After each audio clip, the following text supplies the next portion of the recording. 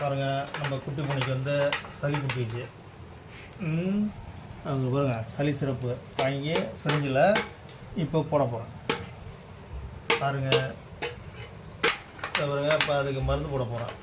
இது வந்து சளி பிடிச்சின்னு தும்பின்னு இருக்குது இந்த பூனைக்குட்டி. அவங்களுக்கு பார்த்தீங்கன்னா சளி சிரப். இப்போ பாருங்கள், ஒரு எம்எல் போட போகிறேன்.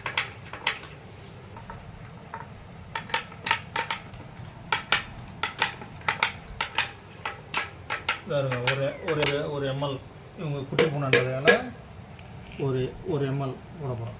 இருமா, இங்கே பாருங்கள் எப்படி போடுறோன்னு பாருங்கள். பூனைக்கு இந்த பாருங்கள், கிட்ட கட்டு,